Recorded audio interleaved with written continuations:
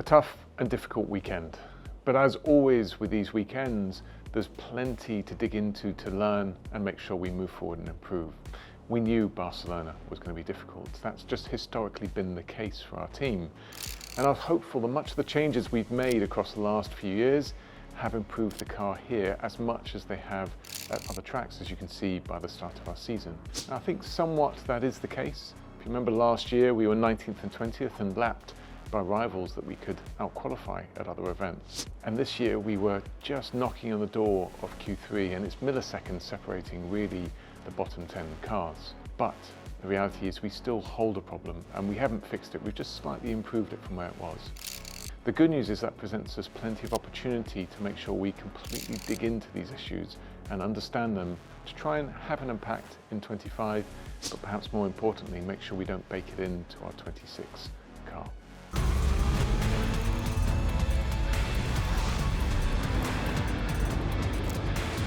Welcome to the Vowles Verdict, presented by Kraken.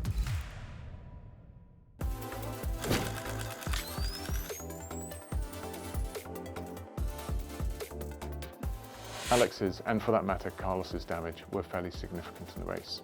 Both had damage on lap 1, which was front wing contact and damage. With Carlos, it was more on the end plate. With Alex, actually, it was around the nose region that it damaged, and then on the end plate and on the underside as well, which had bits that were then flowing backwards on the car. Following that, we changed the front wing with both, put Alex back out, and then he succumbed to a second contact going to turn 1 with Lawson, followed by a 10-second penalty. Now, the cumulative amount of damage was quite significant by this point, and with a 10-second penalty, as you would imagine with a car that's unable to compete for points, the best thing we can do is move forward and focus on future weekends.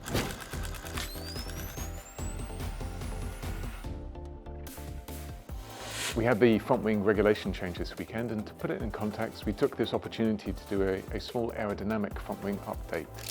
And the car we were running here in Barcelona is a faster car than we had in Imola or Miami or races prior to that, thanks to that update, which puts into context just how insignificant the air elastic element was in terms of the test, certainly on our car.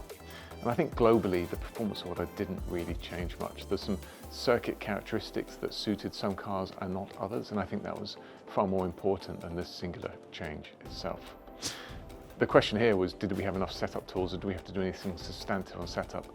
What it's really doing is it makes it more difficult to bring the high speed and the low speed together in terms of a balance. Because what the front wing does is effectively you lose aero balance, you lose effectively front wing angle at high speed, which creates a nice balance for you. And you have to manipulate that in different ways through mechanical setups. But that's within the realms of what we certainly have in our toolbox, and I'm confident all other teams do as well, which is why the impact is lessened.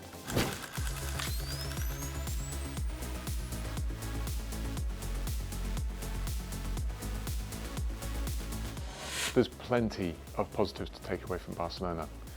I enjoy events that remind us that we have to keep digging deep and scrapping, and that we haven't fixed everything we need to on our journey back towards the front. And Barcelona does exactly that. It exposed, I would say, 2 really quite fundamental issues that are still yet to be resolved to the right level within our car. That's a good thing, because that being exposed creates opportunity to run several tests and several diagnostic afterwards in order to ensure that as we go to future events this year that will have similar corner profiles, understand whether we have made any move forward or not, and perhaps more importantly, make sure that we're running something into 26 where we're looking at these issues and rectifying them.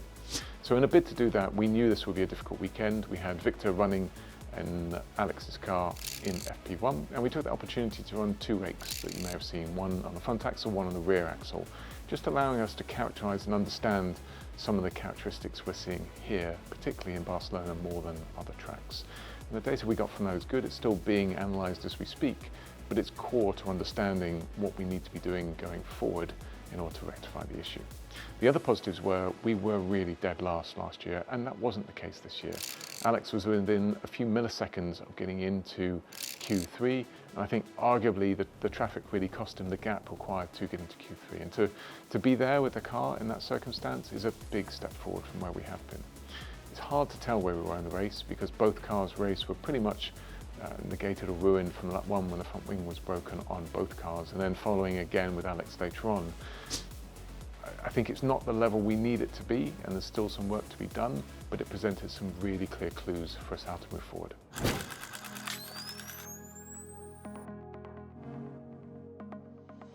It's going to be a strange way to start, but I have made mistakes this year. We as a team have made mistakes this year. Alex and Carlos have made mistakes this year. You asked the virtue that I enjoy the most about them.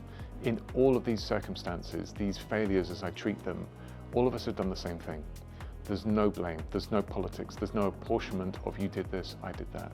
It's a reflection on ourselves of this is what I can do better and this is what's changing for next week. And Alex and Carlos absolutely embody that spirit. It's very much there, and it's now really taking roots within the team of the way we want to go racing is we know we're not performing at championship level yet, but the way to get there is to make sure that every single obstacle on the journey, every single mistake that we make, we learn from it and use it to become stronger going forward in the future. And that's the virtue that both have at their core.